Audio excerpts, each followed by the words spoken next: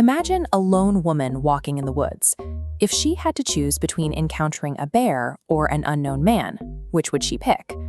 When researchers and commentators posed this hypothetical scenario online, an overwhelming number of women chose the bear. In response, a massive number of men reacted with deep discomfort and defensiveness. Focusing on the outrage overlooks the mechanics of the decision. When the social media friction is removed, the scenario functions as a specific structural problem: how the brain evaluates safety when it lacks reliable information. This diagram illustrates a concept called environmental transparency. The pulsing nodes represent data points in your environment. Transparency is your ability to read those points, accurately assess a threat, and make a rational decision when you are completely alone. We're treating this scenario as a case study and risk assessment, an attempt to solve for safety in the face of absolute uncertainty.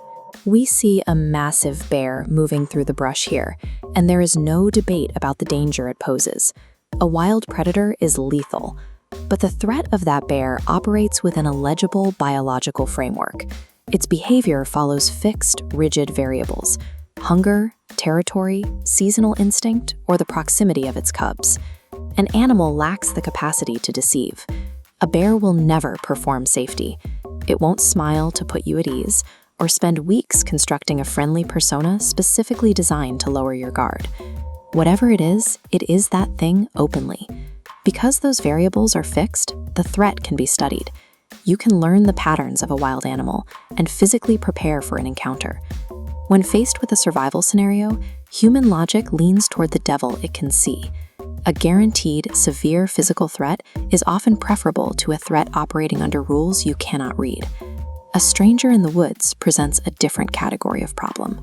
Human interaction exists in an abstract, unpredictable space. Systems theorists call this a black box. Inputs and outputs are measurable, but a stranger's true intentions remain hidden. The flaw occurs at the output pathway, turning red here. Humans can falsify outputs. Consistent biological data versus fabricated social data. In the rigid terms of risk assessment, unknown does not mean safe. It means unquantifiable. You cannot assign a probability to a dataset you cannot verify. The terror of the stranger is rooted in that capacity for deception. A threat that can camouflage itself and catch you off guard registers as scarier than a highly visible, predictable monster. This hypothetical has a real-world limitation. In daily life, women are rarely choosing between bears and random strangers in the woods. They are navigating relationships with fathers, brothers, partners, and colleagues. Having mutual context shifts the predictability calculus. When there is shared history and social accountability, the variables become legible, and known men occupy a different category of risk, which makes the real-world reaction from a vocal subset of men so revealing.